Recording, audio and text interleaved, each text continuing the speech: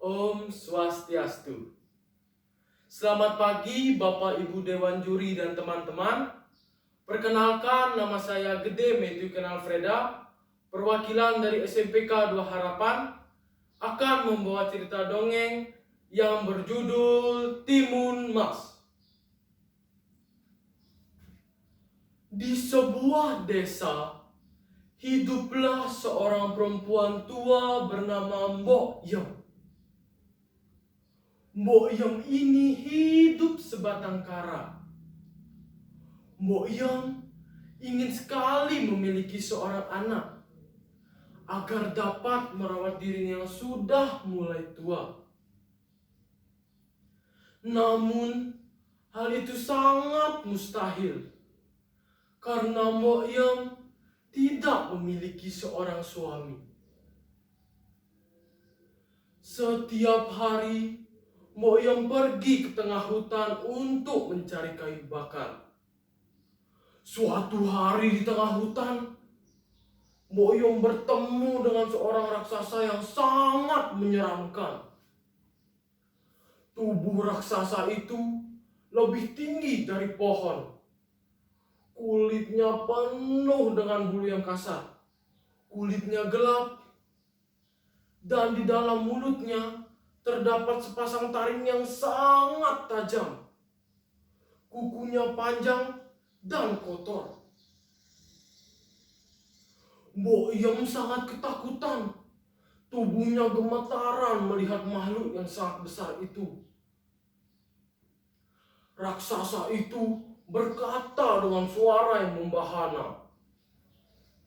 Ha ha ha ha. Hai perempuan tua, jangan takut. Aku tidak akan memakanmu. Kau itu sudah terlalu tua. Dagingmu keras dan tidak enak. Ha ha ha ha ha ha. Aku datang ke sini hanya ingin memberikan sesuatu padamu. Raksasa itu memberikan beberapa benih tanaman kepada Mbok Yem dan berkata, tanamlah benih tanaman ini dan rawatlah dengan baik. Dan kau akan mendapatkan apa yang kau inginkan selama ini. Tapi ingat, kau tidak boleh menikmatinya seorang diri. Kau harus berbaginya denganku sebagai tanda terima kasih. Ha ha ha ha, kata raksasa itu sambil teriak. Mbok Yem hanya mengangguk dan ia langsung pergi untuk pulang. Sesampainya Mbok Yem di rumah, ia melaksanakan apa petunjuk dari raksasa itu. Ia menanam benih tanaman itu dan merawatnya dengan baik. Ajaibnya, keesokan harinya benih tanaman itu berubah menjadi tanaman mentimun. Buah-buahnya besar-besar. Jika terkena sinar matahari, warnanya bersinar seperti emas. Karena penasaran dengan buah itu, Mbok Yem memetik buah yang paling besar. Betapa kagetnya Mbok Yem. Di dalam buah itu terdapat seorang bayi perempuan yang sangat cantik. Oh, jadi ini maksud dari raksasa itu, ujar Mbok Yem dalam hati. Betapa senangnya Mbok Yem, tidak pernah terbayangkan akan memiliki seorang anak perempuan yang sangat cantik. Karena lahir dari mentimun yang berwarna emas, anak ini diberi nama Timun Mas. Keesokan harinya, Mbok Yem bertemu kembali dengan si raksasa itu. Raksasa itu berkata, ha ha ha ha. Engkau sudah mendapatkan apa yang kau inginkan selama ini. Tapi kau tidak boleh lupa dengan janjimu. Kau harus berbaginya denganku. Mbok Yem kebingungan. Bagaimana mungkin bayi perempuan bisa dibagi dua? Ia bertanya kepada si raksasa. Maaf tuanku raksasa, bagaimana mungkin bayi perempuan bisa dibagi dua, tuanku? Tidak usah bingung. Kau boleh merawatnya hingga umurnya 17 tahun. Selanjutnya, anak itu akan menjadi santapanku. Kata raksasa itu sambil berteriak. Baiklah tuanku raksasa, aku akan merawat dan menganggap anak ini sebagai anakku sendiri hingga umurku 17 tahun. Selanjutnya akan kuberikan anak ini kepadamu.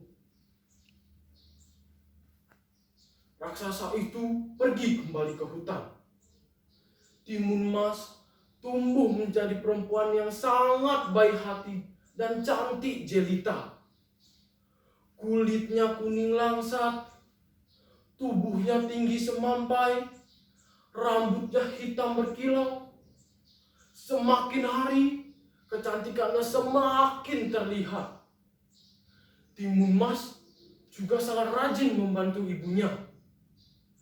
Ia selalu menemani Mbok Yem mencari kayu bakar di tengah hutan.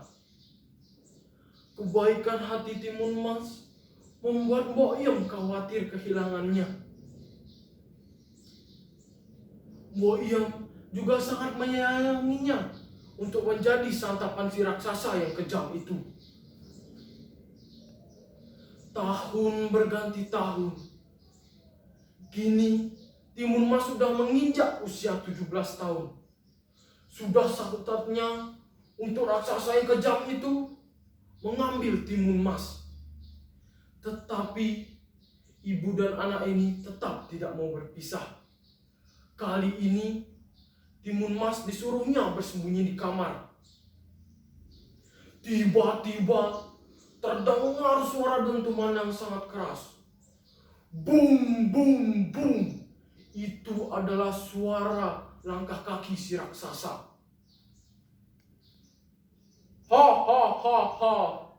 Hai perempuan, mana anak yang telah kau janjikan kepadaku? Maaf tuanku, Timun Mas sedang mandi di kali tuanku. Tubuhnya sangat bau. Pasti kau tidak akan enak untuk memakannya. Baiklah, akan kuberi waktu 1 minggu lagi. Pastikan ketika aku kembali ke sini, anak itu sudah siap untuk kubawa ke hutan. Baiklah tuanku, aku tidak akan mengecewakanmu. Raksasa itu pun kembali ke hutan. Timun Mas dan Mbok Yem merasa sangat lega. Mereka masih memiliki waktu 1 minggu lagi untuk bersama. 1 minggu berlalu. Raksasa itu datang kembali. Timun Mas dan Mbok Yem tetap tidak mau berpisah. Kali ini Timun Mas disuruhnya bersembunyi di dapur, di tempayan air yang tidak terisi air. Raksasa itu datang kembali. Hei perempuan tua, aku datang kembali. Mana anak perempuanmu yang sudah kau janjikan kepadaku? Maaf tuanku, Timun Mas sedang menjual kayu ke kampung. Seandainya engkau datang lebih pagi, engkau pasti akan menemuinya. Lagi-lagi. Oke, akan kuberikan waktu 1 minggu lagi. Jika kau tidak menyerahkan anakmu, akan kuhancurkan rumahmu. Kata raksasa itu sambil berteriak. Mendengar itu, Mbok Yem merasa ketakutan. Ketakutan mendengar ancaman si raksasa itu. Dan Mbok Yem merasa bersedih. Timun Mas melihat Mbok Yem bersedih. Ibu, biarkanlah aku menjadi santapan si raksasa itu. Tidak, anakku. Ibu akan melakukan apapun untuk menyelamatkanmu. Mbok Yom pergi ke gunung untuk menemui kakek sakti yang berada di sana. Kakek sakti itu memberikan biji mentimun, sebuah duri, sebutir garam, dan sepotong terasi. Benda-benda itu diberinya pada Timun Mas. 1 minggu berlalu. Raksasa itu datang kembali menemui Mbok Yom. Hai perempuan tua, aku datang kembali. Cepat serahkan anak itu, atau akan kuhancurkan rumahmu beserta dengan dirimu. Raksasa itu sudah tidak bisa menahan emosinya. Pada saat itu, Timun Mas sudah keluar dari pintu belakang rumah. Dan Mbok Yom berbohong. Maaf Tuan Raksasa, Timun Mas sudah berada di hutan tuanku. Baliklah engkau ke tempat tinggalmu dan engkau pasti akan menemuinya, kata Mbok Yom sambil berbohong. Timun Mas sudah lari lewat pintu belakang rumah. Pada saat raksasa mau kembali ke rumahnya, ia melihat Timun Mas yang sedang berlari lewat belakang rumah. Dan ia mengejar Timun Mas. Hei, jangan lari kau. Meskipun panik, Timun Mas masih mengingat apa ucapan ibunya. Ia melemparkan biji mentimun. Tiba-tiba biji mentimun berubah menjadi ladang mentimun. Buah-buahnya besar-besar. Karena raksasa itu kelaparan, ia memakan beberapa buah-buah mentimun itu. Nyam nyam nyam. Nyam nyam nyam.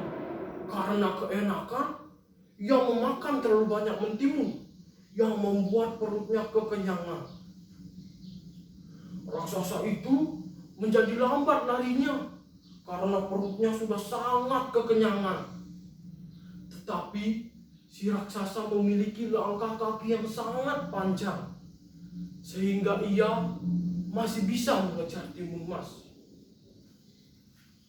Ketika sudah dekat, Timun Mas melemparkan duri yang diberikan oleh kakek sakti itu. Tiba-tiba duri itu berubah menjadi hutan bambu. Hutan bambu itu menghambat jalan raksasa. Tubuhnya menjadi luka-luka karena tertusuk oleh batang bambu. Tetapi itu hanya menghambat sebentar. Raksasa itu kembali bisa mengejar Timun Mas. Kali ini Timun Mas melemparkan sebutir garam. Kali ini garam itu berubah menjadi lautan yang sangat luas. Jika ingin mengejar mangsanya, raksasa itu harus berenang untuk mencari mangsanya. Raksasa itu berhasil, tetapi tubuhnya sudah sangat lemah. Kali ini Timun Mas hanya masih memiliki satu benda dari kakek sakti itu, yaitu sepotong terasi. Dilemparnya sepotong terasi itu, dan tiba-tiba berubah menjadi lumpur hisap yang sangat dalam. Tubuh raksasa itu masuk ke dalam lumpur hisap. Karena ia kelelahan, ia meminta tolong. Tolong selamatkan aku dari sini. Karena tubuhnya sudah sangat lemah, raksasa itu masuk dalam lumpur hisap itu dan tewas ketika selamat dari kejaran raksasa. Kehidupan Timun Mas dan Mbok Yom menjadi membaik. Timun Mas bertemu dengan seorang pangeran dari negeri seberang. Pangeran itu jatuh cinta kepada Timun Mas. dan mereka menikah. Timun Mas dan Boyem diajaknya ke istana dan mereka hidup bahagia selamanya. Sekian cerita saya, terima kasih. Om Santi Santi Santi Om.